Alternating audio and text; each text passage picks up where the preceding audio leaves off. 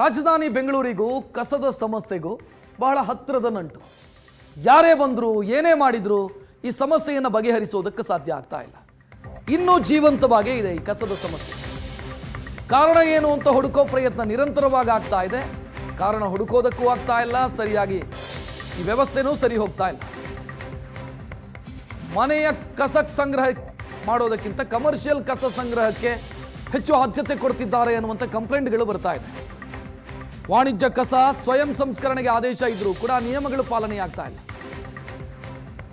ಕಸ ಸಂಗ್ರಹದ ವಾಹನಗಳು ಮನೆ ಮನೆಗೆ ಬರೋದು ಬಿಟ್ಟು ಅಂಗಡಿಗಳಿಗೆ, ಹೋಟೆಲ್ಗಳಿಗೆ ಹೋಗ್ತಾ ಇದ್ದಾರೆ. ಗುತ್ತಿಗೆದಾರರು ಕಳ್ಳಾಟ ಆಡ್ತಾ ಇದ್ದಾರೆ. ನಕಲಿ ಹಾಜರಾತಿ ಹಾಕಿಸಿ ಆಯುಕ್ತರ ಬಳಿ ಸಿಕ್ಕಾಕೊಂಡಿದ್ದಾರೆ. ಇವು ಕೂಡ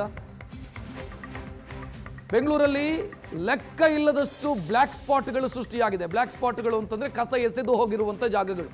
ಅಲ್ಲಲ್ಲಿ ಕಬ್ಬು ನಾತ ಬರ್ತಾ ಇದೆ.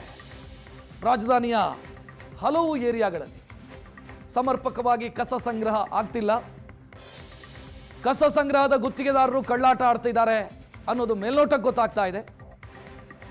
ಈ ಹೋಟೆಲ್ಗಳು, ಅಂಗಡಿಗಳು ಇಲ್ಲಿ ಸಂಗ್ರಹವಾಗುವಂತ ಕಸವನ್ನ ಸಂಗ್ರಹಿಸೋದಕ್ಕೆ ವಾಹನಗಳು ಹೋಗ್ತಿದ್ದಾವೆ. ಜನರ ಬಳಿಗೆ ಹೋಗ್ತಾ ಇಲ್ಲ.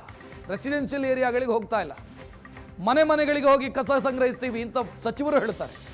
ಇಲ್ಲ ಅಂತಾದರೆ ಕಂಪ್ಲೇಂಟ್ ಕೊಡಿ, ನಾವು ಕ್ರಮ ಕೈಗೊಳ್ತೀವಿ ಅಂತ. ಅದು ಯಾವುದೂ ಆಗ್ತಿಲ್ಲ. ಇಡೀ ರಾಜಧಾನಿಯ ಸುತ್ತಮುತ್ತ, ರಾಜಧಾನಿಯ ಎಲ್ಲೆಡೆ ಬ್ಲ್ಯಾಕ್ ಸ್ಪಾಟ್ಗಳು ಕಾಣ್ತಾ ಇದ್ದಾವೆ.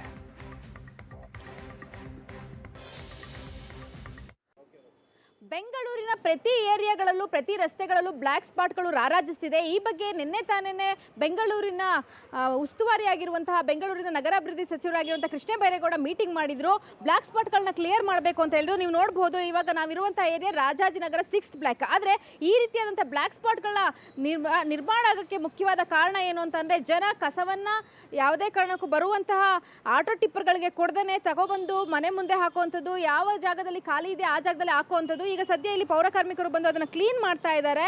ಸೊ ಬನ್ನಿ, ಇಲ್ಲಿರುವಂತಹ ಒಂದು ಜನರನ್ನ ಮಾತಾಡ್ಸೋಣ, ಏನ್ ಹೇಳ್ತಾರೆ ಅಂತ. ಸರಿಯಾದ ಸಮಯಕ್ಕೆ ಕಸದ ಗಾಡಿ ಬರುತ್ತಾ ಏನು ಅಂತ ಹೇಳಿ. ಸರ್, ಸರಿಯಾದ ಸಮಯಕ್ಕೆ ಕಸದ ಗಾಡಿಗಳು ಬರ್ತಾವ? ಗಾಡಿಗಳು ಬರುತ್ತೆ ಮೇಡಮ್, ಆದರೆ ಗಾಡಿಗಳು ಬಂದ್ರೂ ಇಲ್ಲಿ ಕಂಟ್ರೋಲ್ ಇಲ್ಲ ಮೇಡಮ್. ಜನರಿಗೆ ಸಿವಿಕ್ ಸೆನ್ಸ್ ಅನ್ನೋದಿಲ್ಲ. ಇಲ್ಲಿ ಅವ್ರವ್ರ ಮನೆಗಳ ಮುಂದೆ ಇಲ್ಲಿ ಕಸ ಹಾಕಿದ್ರೆ ಅವ್ರಿಗೆ ಅದು ಫೀಲಿಂಗ್ ಏನೋ ಅಂತ ಅವ್ರಿಗೆ ಗೊತ್ತಾಗುತ್ತೆ. ಆ ಕಷ್ಟ ಏನೋ ಅನ್ನೋದು ಗೊತ್ತಾಗುತ್ತೆ. ನೋಡಿ, ನಮ್ಮ ಮನೇಲಿ ಮಗು ಇದೆ, ಇಲ್ಲಿ ಹೈಜೀನ್ ಅನ್ನೋದಿಲ್ಲ. ಇದರಿಂದ ಏನಾದರೂ ಅವ್ರಿಗೆ ಡಿಸೀಸ್ ಬರ್ಬೋದು, ಕಾಯಿಲೆ ಬರ್ಬೋದು. ಇದಕ್ಕೆಲ್ಲ ಯಾರು ಹೊಣೆ ಆಗೋದು? ಪ್ರತಿನಿತ್ಯ ಯಾವತ್ತೂ ಕೂಡ ಮಿಸ್ ಆಗದೇ ಕೂಡ ಗಾಡಿಗಳು ಬರ್ತಾವ ಸರ್? ಗಾಡಿಗಳು ಬರುತ್ತೆ ಮೇಡಮ್, ಗಾಡಿಗಳು ಬರುತ್ತೆ. ಆದರೂ ವಿಪರೀತ ಇಷ್ಟೊಂದು ಕಂಟ್ರೋಲ್ ಮಾಡೋಕ್ಕಾಗದೇ ಇರೋ ಥರ ಅವ್ರ ಮಾತ್ರ ಏನು ಮಾಡೋಕ್ಕಾಗುತ್ತೆ ಮೇಡಮ್? ಜನರಿಗೆ ಆ ಸಿವಿಕ್ ಸೆನ್ಸ್ ಬರಬೇಕು ಮೊದಲು. ಸರ್, ಮೊದಲು ಇಷ್ಟು ಮಟ್ಟಿಗಿನ ಒಂದು ಬ್ಲ್ಯಾಕ್ ಸ್ಪಾಟ್ಗಳನ್ನ ನಾವು ನೋಡ್ತಾ ಇರಲಿಲ್ಲ.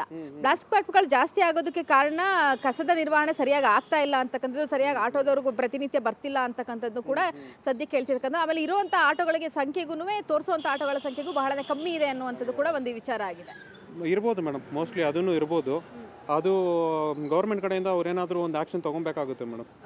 ಕಸವನ್ನು ಎತ್ತಲಿಕ್ಕೆ ಅಂತಲೇ ಬೇರೆ ಆಟೋಗಳಿರುತ್ತೆ. ಅಂದರೆ ಆಟೋಗಳಲ್ಲ, ಅವರೇನೇ ಕಸವನ್ನು ಮ್ಯಾನೇಜ್ ಮಾಡ್ಕೋಬೇಕು. ಯಾವ ಹೋಟ್ಲಿಂದಲಾಗಿ, ಆಸ್ಪತ್ರೆಗಳಿಂದಲಾಗಿ ಯಾವುದೇ ರೀತಿಯಾದ ಕಸ ತಗೋಬಾರ್ದು. ಆದರೆ ಇದೇ ಆಟೋದವರು ಹೋಟೆಲ್ಲು, ಸ್ಕೂಲು ಅಲ್ಲೆಲ್ಲವೂ ಕೂಡ ಕಸವನ್ನು ತುಂಬ್ಕೊಂಡು ಬಂದಿದ್ದನ್ನ ನಾವು ನೋಡಿದ್ವಿ. ಬನ್ನಿ ಮಾತಾಡ್ಸೋಣ. ಚಂದ್ರು ಅಂತ ಇದ್ದಾರೆ. ಬೆಳಿಗ್ಗೆ ಮುಗಿಸಿ ಕೆಲಸ ಬಂದು ಲಾಸ್ಟ್ ಪಾಯಿಂಟ್ ಎತ್ತೀವಿ. ಈಗ ನಾವು ಅವ್ರ ಎತ್ತೀವಿ, ನಾವು ಎಲ್ಲ ಹಾಕ್ಬೇಕು ಬಂದು ಕಸ. ನಾವು ಈಗ ಅವ್ರಿಗೆ ಕಸ ಕೊಡಲಿ ಎತ್ಕೊಂಡಿಲ್ಲ, ಅವ್ರು ತಗೊಂಡು ಎಲ್ಲ ಕಸ. ಈಗ ಸರ್, ಅವರು ಕಸನ ಎಲ್ಲೂ ಹಾಕಾಗಿಲ್ಲ, ಅವರೇ ಕಸನ ಸಂಸ್ಕರಣೆ ಮಾಡಬೇಕು. ಹೋಟೆಲ್ ಅವರು, ಕಮರ್ಷಿಯಲ್ ಅವರು.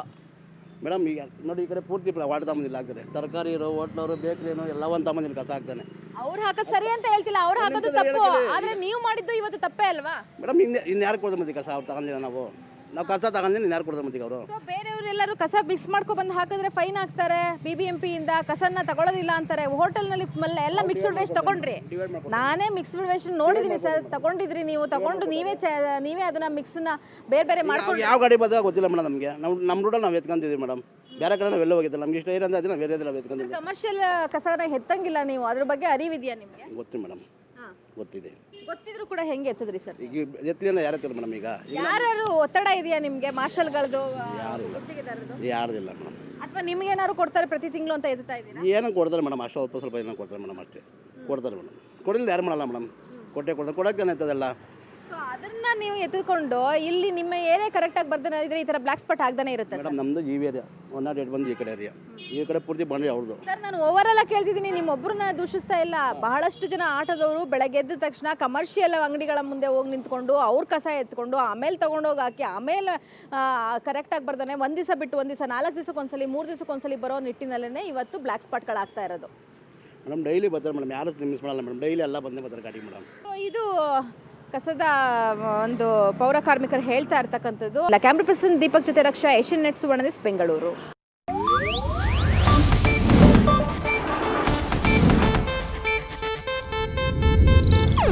ಇದು ಏಷ್ಯಾನೆಟ್ ನ್ಯೂಸ್ ನೆಟ್ವರ್ಕ್ ಪ್ರಸ್ತುತಿ.